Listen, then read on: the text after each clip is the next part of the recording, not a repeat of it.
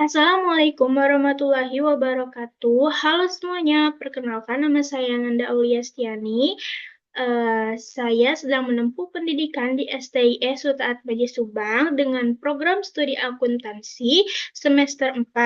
Nah, di sini saya akan menjelaskan video tentang analisis rasio keuangan perusahaan pada PT Hanjaya Mandala Sampurna Tbk pada tahun 2022 dan 2023. Diajukannya video ini untuk memenuhi tugas akhir dari mata kuliah Analisis Laporan Keuangan dengan dosen pengampu yaitu Ibu Trisandi Eka Putri SE MSI. Nah, baik, yang pertama itu ada rasio likuiditas. Nah, rasio ini menunjukkan seberapa liquid atau siapnya perusahaan dalam membayar kewajiban lancar tanpa harus menjual aset tetap atau mencari pembiayaan tambahan. Nah, ini ada jenis-jenis rasio likuiditas, yaitu yang pertama ada current ratio, yaitu mengukur kemampuan aset lancar untuk memenuhi kewajiban lancar. Nah, di sini rumusnya yaitu current ratio sama dengan aset lancar dibagi utang lancar. Nah, di sini ada bukti laporannya. Pada tahun 2022, aset lancarnya sebesar Rp41.362.998. Nah, dibagi dengan utang lancarnya yaitu Rp24.545.594 dan totalnya menjadi 1,7. Lalu pada tahun 2023 ada aset lancarnya itu sebesar Rp40.066.044 dibagi dengan utang lancarnya yaitu Rp23.302.684 yaitu sama dengan 1,7. Nah, meskipun nilai aset lancar dan kewajiban lancar mengalami penurunan dari tahun 2022 ke 2023, rasionya tetap sama yaitu 1,7. Nah, artinya struktur likuiditas perusahaan relatif stabil dan perusahaan tetap menjaga keseimbangan antara aset lancar dan kewajiban lancar. Jadi, dengan current ratio 1,7 untuk setiap Rp1 kewajiban jangka pendek, perusahaan memiliki Rp1,70 aset lancar untuk menutupinya. Lalu selanjutnya yang kedua ada quick ratio. Quick ratio itu mengukur kemampuan perusahaan memenuhi kewajiban jangka pendek tanpa mengandalkan persediaan, yaitu rumusnya aset lancar diambil persediaan dibagi utang lancar. Nah, di sini ini ada aset lancarnya pada tahun 2022 yaitu senilai Rp41.362.998 diambil dengan persediaannya ini Rp18.375.217 lalu dibagi dengan liabilitas jangka pendeknya yaitu sebesar Rp24.545.594 dan menghasilkan 1. Lalu selanjutnya, pada tahun 2023, Rp40.066.044 diambil Rp19.014.017. Lalu dibagi Rp23.302.684 dan menghasilkan 1. Jadi, rasio sama dengan 1 di kedua tahun menunjukkan bahwa perusahaan memiliki Rp1 aset likuid tanpa persediaan untuk setiap Rp1 kewajiban jangka pendeknya. Lalu, perusahaan dalam kondisi cukup sehat untuk memenuhi kewajiban jangka pendek tanpa harus menjual persediaannya. Penurunan nominal aset lancar dan kewajiban lancar dari tahun 2022 ke tahun 2023 tetap diimbangi sehingga rasio ini tetap stabil. Yang ketiga ada cash ratio. Nah, cash ratio ini menunjukkan kemampuan perusahaan membayar kewajiban lancar hanya dengan kas dan setara kas. Di sini ada rumusnya, cash ratio sama dengan kas ditambah setara kas sama dengan utang lancar. Nah, di sini ada laporan keuangannya. Nah, pada tahun 2022, kas setara kasnya yaitu Rp3.283.118 dibagi dengan utang lancarnya yaitu Rp24.545.594 dan menghasilkan sebesar 0,13 atau setara dengan 13%. Lalu pada tahun 2023, kas dan setara kasnya itu Rp2.695.159 dan utang lancarnya itu senilai Rp23.302.684 dan menghasilkan 0,11 atau setara dengan 11%. Nah, pada tahun 2022 rasio 0,13 ini berarti perusahaan hanya memiliki sebesar Rp0,13 kas untuk setiap Rp1 kewajiban jangka pendeknya. Dan pada tahun 2023 ini, nilai ini turun menjadi Rp0,11, artinya kemampuan kas menutupi kewajiban jangka pendek sedikit menurun. Nah, lalu yang keempat ada cash turnover ratio. Nah, di sini rasio perputaran kas atau cash turnover ratio adalah rasio keuangan yang digunakan untuk mengukur seberapa efisien perusahaan menggunakan kasnya untuk menghasilkan penjualan.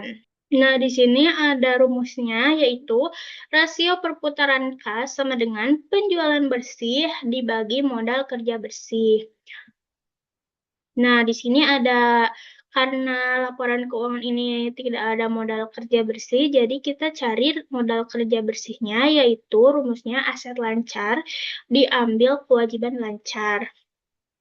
Nah, di sini ada aset lancar pada tahun 2022 yaitu sebesar Rp41.362.998 diambil Rp24.545.594 dan menghasilkan modal kerja bersih sebesar Rp16.817.404. Nah, lalu yang 2023 aset lancarnya sebesar Rp40.066.044 dikurangi dengan utang lancarnya Rp23.302.684 dan menghasilkan modal kerja bersih sebesar Rp16.763.360.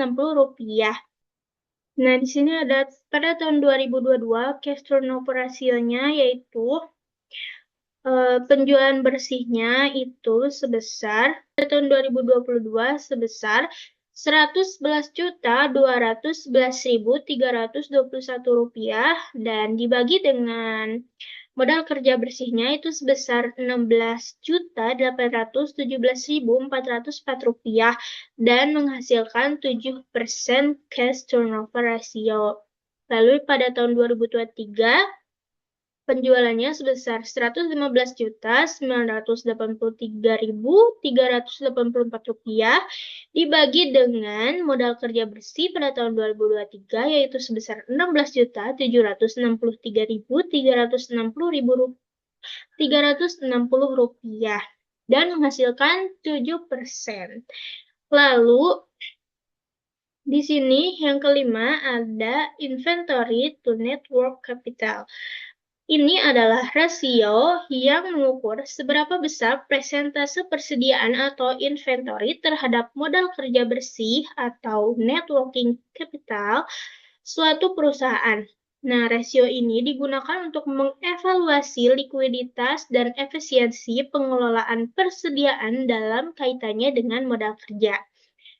Nah, di sini ada rumusnya yaitu di sini ada inventory to NWC sama dengan persediaan dibagi aset lancar diambil utang lancar.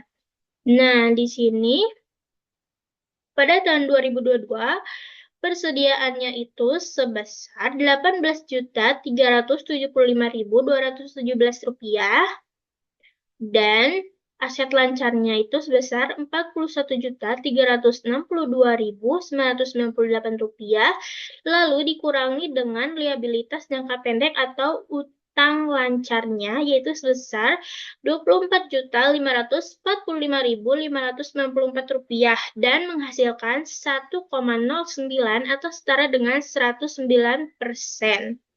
Dan yang tahun selanjutnya atau tahun 2023-nya yaitu persediaannya sebesar Rp19.014.017 dibagi dengan aset lancarnya yaitu sebesar Rp40.066.044 dan dikurangi dengan liabilitas jangka pendeknya yaitu sebesar Rp23.302.684 dan menghasilkan 1,16 atau setara dengan 116%. Nah, di sini ada hasil pengukuran dari 5 jenis rasio likuiditas yang tadi saya bacakan. Nah, sebelumnya, standar industri yang saya cantumkan di sini itu hanya diasumsikan saja. Nah, lalu ini adalah hasil pengukurannya. Current ratio pada tahun 2022 dan 2023 itu sebesar 1,7 kali dan standar industrinya sebesar 2,0 kali. Nah, current ratio perusahaan ini di bawah standar industri dan menunjukkan bahwa meskipun perusahaan dapat menutupi kewajiban jangka pendeknya, kemampuannya masih kurang ideal dibandingkan perusahaan sejenisnya di industri. Selanjutnya, quick ratio. Pada tahun 2022 dan 2023 itu sebesar 1 kali dan standar industrinya yaitu sebesar 1,2 kali. Nah, quick ratio ini juga di bawah standar industri yang artinya setelah mengeluarkan persediaan dari aset lancar, perusahaan mungkin kurang liquid sehingga kurang mampu menutupi kewajiban jangka pendek tanpa menjual persediaannya. Lalu selanjutnya ada cash ratio. Pada tahun 2022 itu sebesar 13% dan pada tahun 2023 yaitu sebesar 11%. Nah, standar industrinya yaitu sebesar 15%. Nah, cash ratio ini selama 2 tahun di bawah standar industri dan bahkan menurun. Ini mengindikasikan bahwa cadangan kas perusahaan kurang kuat dibandingkan rata-rata industri, sehingga potensi resiko likuiditas akan lebih tinggi. Lalu yang keempat ada cash turnover ratio. Nah, tahun 2022 dan 2023 ini sebesar 7% ya, sama. Dan standar industrinya itu sebesar 8%. Nah, perputaran kas masih di bawah standar industri yang berarti efisiensi pengukuran kas untuk menghasilkan pendapatan masih belum optimal. Nah, ini menunjukkan bahwa potensi kelemahan dalam manajemen kas. Yang kelima ini ada inventory to net working capital. Ada tahun 2022 itu sebesar 109% dan tahun 2023 itu sebesar 116%. Dan standar industrinya itu sebesar 100%. Nah, INWC ini melebihi standar industri dan menunjukkan bahwa porsi persediaan terlalu tinggi terhadap modal kerja bersih. Ini mengindikasikan bahwa ketergantungan yang tinggi pada persediaan yang dapat menyebabkan resiko likuiditas jika tidak segera terjual. Lalu selanjutnya, yang kedua itu ada rasio solvabilitas. Rasio keuangan yang digunakan untuk mengukur kemampuan perusahaan dalam memenuhi kewajiban jangka panjangnya, termasuk utang jangka panjang dan bunga atas utang tersebut. Rasio ini menunjukkan seberapa besar aset perusahaan dibiayai oleh utang, serta kemampuan perusahaan untuk bertahan dalam jangka panjang atau solvent.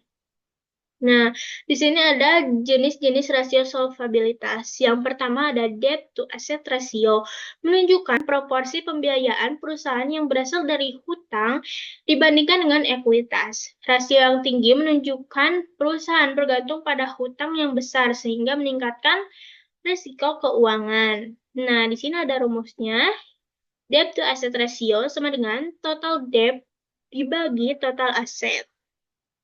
Nih, total debt itu total utangnya atau total liabilitas. Pada tahun 2022, jumlah liabilitasnya itu sebesar Rp26.616.824. Dan dibagi dengan jumlah asetnya, yaitu sebesar Rp54.986.992 dan menghasilkan 0,48 atau setara dengan 48%.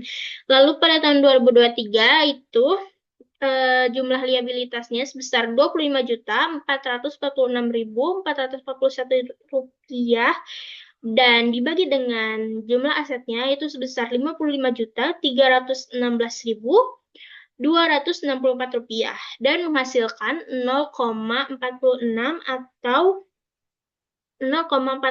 atau setara dengan 46%. Lalu selanjutnya ada debt to equity ratio. Nah, ini adalah pengukuran rasio utang terhadap modal. Nah, sebuah perusahaan dikatakan sehat bukan hanya dari nilai penjualan atau kualitas sumber daya manusianya, namun bisa juga diukur dari perspektif keuangan internal. Nah, di sini ada rumus debt to equity ratio, yaitu sama dengan total liabilities dibagi total equity atau ekuitas. Nah, di sini pada tahun 2022, nih, total liabilitasnya itu sebesar 26.616.824 rupiah dan dibagi dengan jumlah ekuitasnya itu sebesar 28.170.160 rupiah dan menghasilkan 0,94 atau setara dengan 94%. Nah, lalu pada tahun 2023-nya jumlah liabilitasnya yaitu sebesar Rp25.446.441 dibagi dengan 29.869.853 rupiah dan menghasilkan 0,85 atau setara dengan 85%. Dan ini yang ketiga, itu ada long term debt to equity ratio atau rasio ini berfokus pada hutang jangka panjang perusahaan atau long term debt to equity ratio ini membandingkan jumlah hutang jangka panjang perusahaan dengan ekuitas yang dimilikinya. Nah, di sini ada rumusnya long term debt equity ratio, yaitu utang jangka panjang dibagi dengan ekuitas total atau total ekuitas. Di sini ada pada tahun 2022 itu jumlah liabilitas jangka panjangnya sebesar Rp2.071.230 dan dibagi dengan jumlah ekuitasnya sebesar Rp28.170.168 dan menghasilkan 0,07 atau setara dengan 7%. Tahun 2023, jumlah liabilitas jangka panjangnya itu sebesar Rp2.143.727 dibagi dengan Rp29.869.853 dan menghasilkan 0,07 atau setara dengan 7%.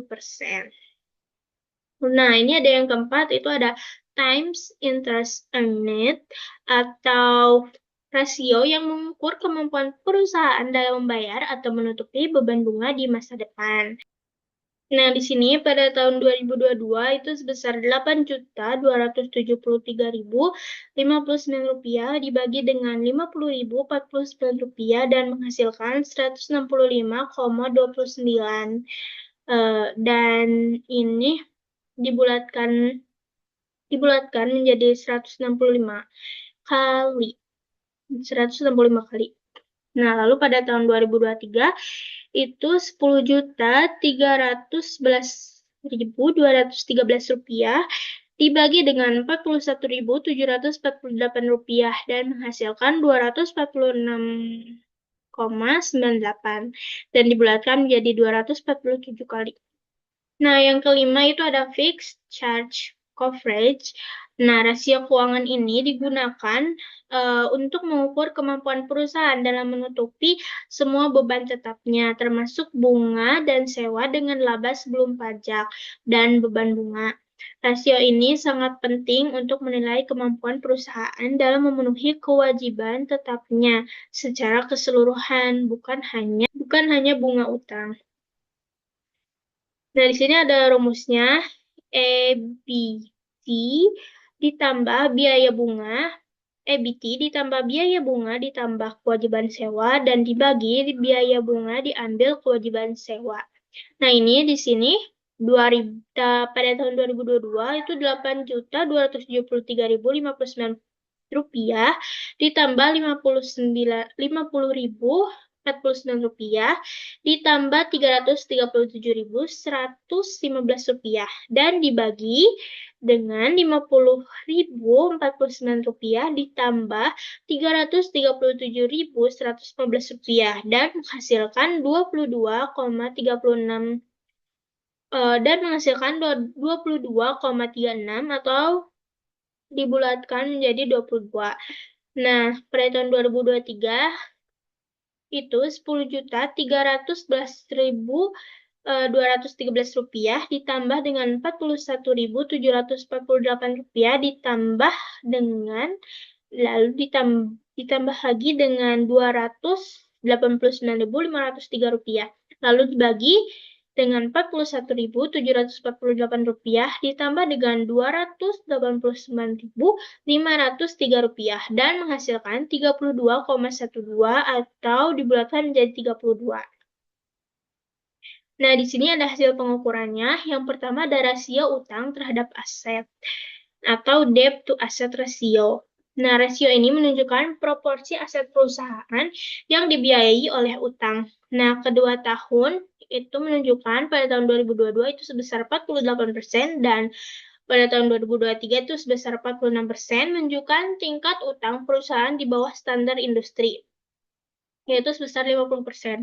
Nah, penurunan sedikit pada tahun 2023 ini menunjukkan peningkatan kesehatan keuangan dalam hal manajemen utang. Lalu selanjutnya, yang kedua itu rasio utang terhadap ekuitas. Nah, rasio ini membandingkan utang perusahaan dengan ekuitasnya. Nah, rasio perusahaan jauh lebih tinggi daripada standar industri di kedua tahun. 94% pada tahun 2022 dan 85% pada tahun 2003 dan standar industrinya itu sebesar 100%. Nah, ini menunjukkan bahwa ketergantungan yang lebih tinggi pada pembiayaan utang dibandingkan dengan rekan-rekannya. Penurunan pada tahun 2023 ini menunjukkan peningkatan, tetapi masih menunjukkan tingkat rasio keuangan yang relatif tinggi. Lalu yang ketiga itu ada rasio utang jangka panjang terhadap ekuitas.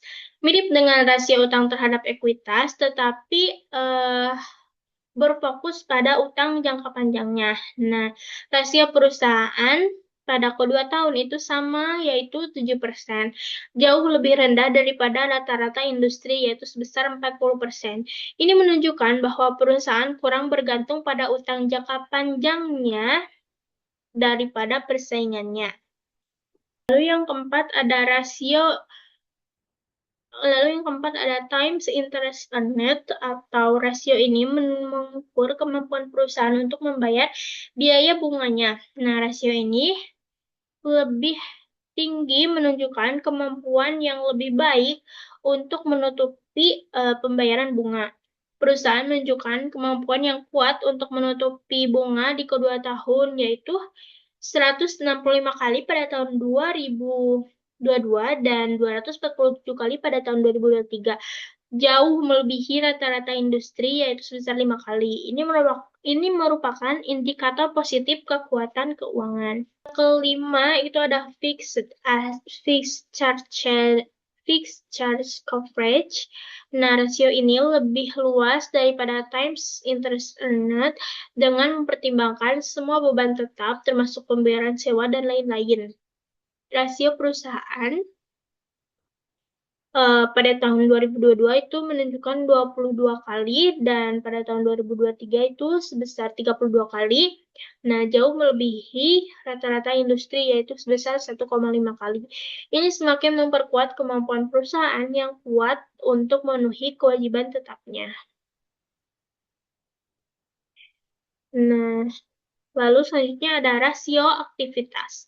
Kelompok rasio keuangan yang digunakan untuk mengukur efisiensi perusahaan dalam menggunakan aset-asetnya untuk menghasilkan penjualan atau pendapatan. Yang pertama ada perputaran piutang atau receivable turnover.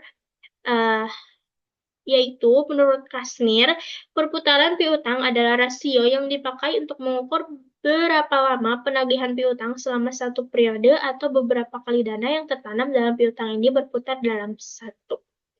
Nah, di sini ada rumusnya. Receivable turnover, penjualan kredit dibagi piutang. Nah, pada tahun 2022 itu sebesar Rp463.898 dibagi dengan Rp3.393.885 dan menghasilkan 0,13. Lalu pada tahun 2023 itu sebesar Rp740.379 dibagi dengan Rp3.611.729 dan menghasilkan 0,20. Hari yang kedua itu ada hari rata-rata penagihan piutang. Nah, hari rata-rata penagihan piutang ini adalah ukuran waktu atau dalam hari yang dibutuhkan oleh perusahaan untuk menagih piutang dari pelanggan setelah penjualan kredit yang dilakukan. Hari rata-rata penagihan piutang sama dengan rata-rata piutang dibagi penjualan kredit dan dikali 360. Nah, di sini pada tahun 2022 itu Rp3.392.885 dibagi dengan Rp463.898 dan dikali dengan 360, maka hasilnya jadi 2.632,98 atau dibulatkan menjadi 2.633 hari. Nah, 2023 itu juga sama dan menghasilkan 1.756 hari. Nah, lalu di sini yang ketiga ada perputaran persediaan atau inventory turnover. Nah, rasio keuangan ini yang menunjukkan berapa kali perusahaan mengubah persediaannya menjadi penjualan selama satu periode. Biasanya dalam waktu 1 tahun. Nah, ini inventory turnover sama dengan penjualan dibagi persediaan. Nah, di sini pada tahun 2022 itu penjualannya pada tahun 2022 itu penjualannya sebesar Rp11.211.321 dibagi dengan Rp18.375.217 dan menghasilkan 6,05 atau dibulatkan menjadi 6. Nah, pada tahun 2023 itu inventory turnover Rp115.983.384 dibagi dengan Rp19.014.017. Nah, menghasilkan 6,09 dan dibulatkan menjadi 6. Di sini ada yang keempat, ada day inventory, yaitu rasio keuangan yang menunjukkan berapa hari rata-rata yang dibutuhkan perusahaan. Nah, karena 2022 dan 2023 itu sama, maka jadi rumusnya itu adalah 360 dibagi dengan inventory turnover. Karena ini sama, jadi 360 dibagi 6 yaitu sama dengan 60 hari. Jadi day inventory turnover-nya yaitu 60 hari. Pada tahun 2002 dan 2023 itu sama. Nah, yang kelima ada perputaran modal kerja atau working capital turnover. Ini adalah rasio keuangan yang mengukur efisiensi penggunaan modal kerja dalam menghasilkan penjualan. Nah, di sini bisa kita lihat working capital turnover itu penjualan bersih dibagi modal kerja bersih. Nah, tadi modal kerja bersihnya sudah diketahui ya. Pada tahun 2022, itu penjualannya sebesar Rp111.211.321 dibagi dengan modal kerja bersih. Modal kerja bersihnya yaitu Rp16.817.404 dan menghasilkan 6,61 atau setara dengan 7. Dibulatkan menjadi 7. Nah, 2023 itu penjualannya Rp115.983.384 dan dibagi dengan modal kerja bersihnya itu sebesar Rp16.763.360 dan menghasilkan 6,91 dan dibulatkan menjadi 7. Lalu yang keenam ada fixed asset turnover. Nah, rasio keuangan ini digunakan untuk mengukur efisiensi perusahaan dalam menggunakan aset tetapnya, seperti gedung, mesin, peralatan, untuk menghasilkan penjualan. Nah, di sini rumusnya yaitu fixed asset turnover sama dengan penjualan dibagi total aktiva tetap. Nah, di sini pada tahun 2022-nya, penjualannya itu sebesar Rp111.211.321 dan jumlah aset tetapnya itu sebesar Rp13.423.994 dan menghasilkan 8,28 atau saya bulatkan menjadi 8. Nah, 2023-nya itu penjualannya sebesar Rp115.983.384 dan dibagi dengan Rp15.250.220 dan menghasilkan 7,60 atau saya bulatkan menjadi 8. Lalu yang ketujuh ada total asset turnover. Nah, rasio keuangan ini menunjukkan seberapa efisien perusahaan dalam menggunakan seluruh asetnya untuk menghasilkan penjualan. Rasio ini juga menggambarkan kemampuan perusahaan dalam memanfaatkan total aset yang dimiliki untuk menghasilkan pendapatan atau revenue dalam suatu periode. Nah, di sini rumusnya total asset turnover yaitu penjualan dibagi total aktiva. Nah, penjualannya di sini pada tahun 2023 itu sebesar Rp111.211.321 dan jumlah asetnya pada tahun 2022 itu sebesar Rp54.786.992 dan menghasilkan 2,02. Lalu 2023 itu sebesar Rp115.983.384 dibagi dengan Rp55.316.264 dan menghasilkan 2,09. Nah, di sini ada hasil pengukurannya. Receivable turnover. Pada tahun 2022, rasio perputaran piutang receivable turnover tercatat sebesar 0,13 kali dan meningkat menjadi 0,20 kali pada tahun 2023. Meskipun terjadi peningkatan, angka ini masih sangat jauh di bawah standar industri, sebesar 10 kali. Hal ini menunjukkan bahwa proses penagihan piutang perusahaan berjalan sangat lambat, dan perusahaan memiliki masalah dalam mengelola piutang usahanya. Yang kedua ada days of receivable, jumlah hari rata-rata penagihan piutang. Pada tahun 2022 mencapai 2.633 hari dan menurun menjadi 1.756 hari pada tahun 2023. Meski mengalami perbaikan nilai, ini masih sangat jauh dari standar industri yaitu sebesar 36 hari. Ini mengindikasikan bahwa adanya piutang yang macet atau tidak tertagih dalam jangka waktu yang sangat lama. dalam jangka waktu yang sangat lama dan perlu dilakukan evaluasi terhadap kebijakan kredit dan sistem penagihannya. Yang ketiga ada inventory turnover. Perputaran persediaan atau inventory turnover tercatat sebesar 6 kali pada tahun 2022 dan tetap sama pada tahun 2023.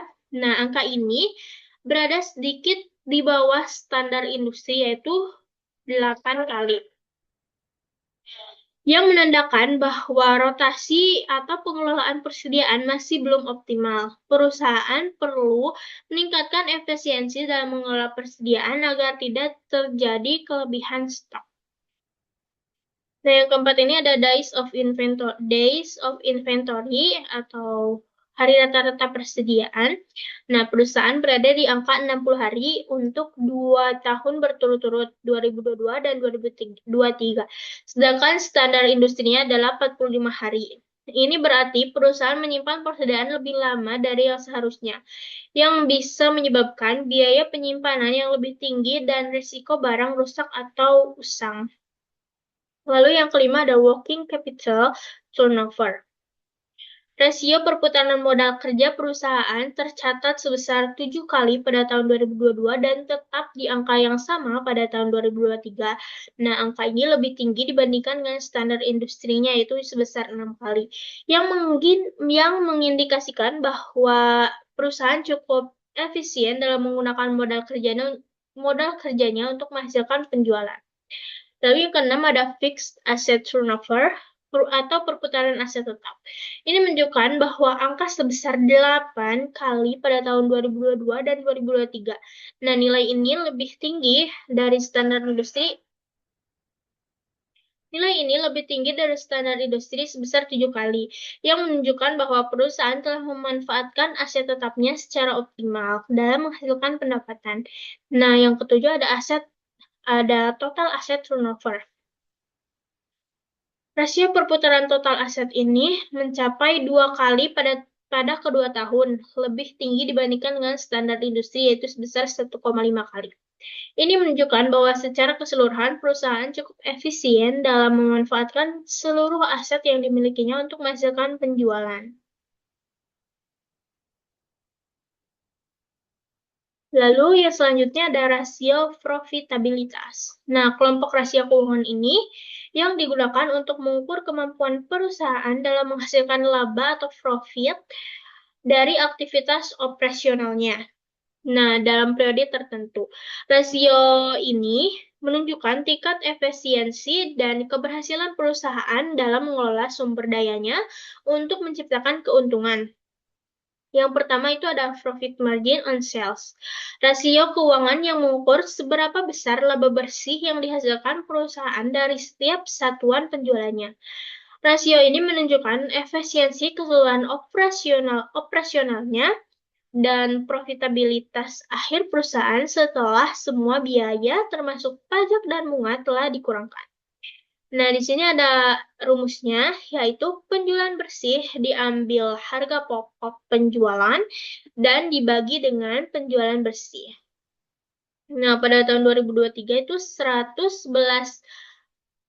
111.211.321 rupiah diambil dengan 94.053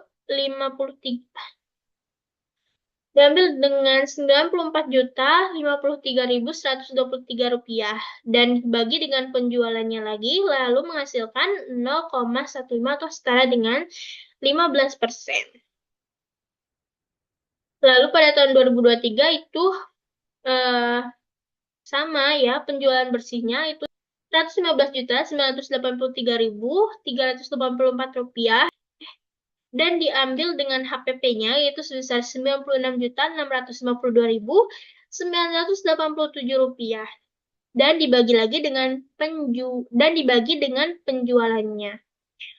Lalu menghasilkan 0,16 atau setara dengan 16%.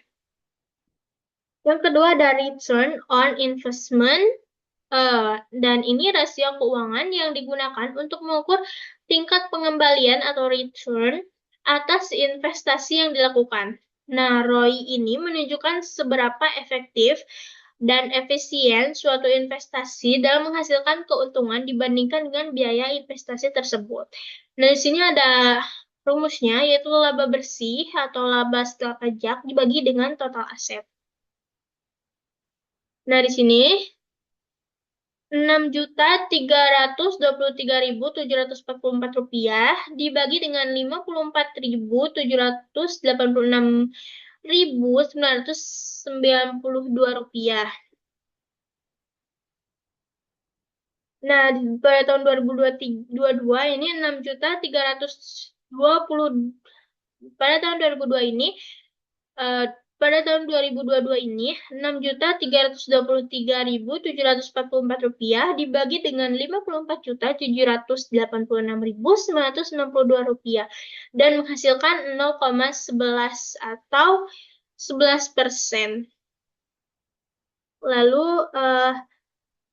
yang pada tahun 2023 ini 8.096.811 rupiah dibagi dengan 55.316.264 rupiah dan menghasilkan 0,14 atau setara dengan 14%. Lalu yang ketiga ini ada return on equity. Rasio keuangan yang digunakan untuk mengukur kemampuan perusahaan dalam menghasilkan laba bersih dari setiap rupiah yang diinvestasikan oleh pemilik atau pemegang saham. Nah, di sini rumusnya itu laba bersih atau laba setelah pajak dibagi dengan total ekuitas. Nah, pada tahun 2022 ini sebesar 6.323.744 rupiah dibagi dengan 28.170.168 rupiah dan menghasilkan 0,22 atau setara dengan 22%. Lalu pada tahun 2023 itu sebesar 8.096.811 rupiah dibagi dengan 29.800.069 rupiah dibagi dengan 29.869.853 rupiah dan menghasilkan 0,27 atau setara dengan 27%. Lalu yang keempat adalah laba per lembar saham biasa. Nah, laba per lembar saham biasa ini atau earning per share adalah rasio keuangan yang menunjukkan berapa besar laba bersih yang diperoleh perusahaan untuk setiap lembar sahamnya, saham biasa yang beredar. Nah, di EPS ini digunakan untuk menilai profitabilitas perusahaan dari sudut pandang pemegang saham biasa. Nah, di sini ada rumusnya, itu laba bersih dibagi jumlah saham yang beredar. Nah, di sini pada tahun 2022 itu sebesar 6.359.122 rupiah dibagi dengan 116.318.076.900 rupiah dan menghasilkan 5,46 rupiah. Lalu selanjutnya pada tahun 2023 ini ada 8.064.119 rupiah dibagi dengan 116.318.076.900 rupiah dan menghasilkan 6,93 atau dibulatkan menjadi 7 rupiah. Di sini ada hasil pengukurannya. Yang pertama itu ada profit margin on sales. Pada tahun 2022 itu sebesar 15% dan tahun 2023 itu sebesar 16%. Lalu standar industrinya 10%. Nah, rasio profit margin ini. Rasio profit margin perusahaan pada kedua tahun menunjukkan hasil yang sangat baik dan konsisten di atas standar industri. Ini menunjukkan bahwa perusahaan mampu mengelola biaya secara efisien dan memperoleh laba yang tinggi dari penjualannya. Terjadi peningkatan sebesar 1% pada tahun 2023 yang memperkuat kinerja keuangannya. Lalu, yang kedua ada return on investment atau ROI. Pada tahun 2022 itu sebesar 11% dan tahun 2023 itu sebesar 14%. Sedangkan standar industrinya yaitu 12%. Pada tahun 2022, ROI perusahaan masih sedikit di bawah standar industri. Namun, pada tahun 2023 terjadi peningkatan yang signifikan sehingga melampaui standar industrinya. Ini mengindikasikan bahwa efisiensi penggunaan investasi perusahaan dalam menghasilkan laba telah membaik secara signifikan. Lalu yang ketiga ada return on equity yang pada tahun 2022 itu sebesar 22% dan pada tahun 2023 itu sebesar 27%. Nah, sedangkan standar industrinya sebesar 15%. ROE perusahaan sangat baik pada kedua tahun dan jauh melebihi standar industri. Ini menandakan bahwa perusahaan sangat efisien dalam memanfaatkan modal sendiri atau ekuitasnya untuk menghasilkan keuntungan. Kinerja ini menarik bagi investor karena menunjukkan potensi imbal hasil yang tinggi atas dana yang mereka tanamkan. Lalu yang keempat ada earnings per share atau EPS. Pada tahun 2022 itu sebesar Rp5 dan pada tahun 2022 itu sebesar Rp5,46 dan pada tahun 2023 itu sebesar Rp7. Nah, standar industrinya itu sebesar Rp5. EPS perusahaan selalu berada di atas standar industri dan menunjukkan peningkatan yang positif dari tahun ke tahun. Nah, yang artinya laba bersih yang diperoleh per lembar saham meningkat, eh, yang merupakan sinyal baik bagi pemegang saham dan pasar modal. Baik, sekian yang dapat saya sampaikan. Kurang lebihnya mohon maaf. Mohon maaf juga apabila ada kata-kata yang salah.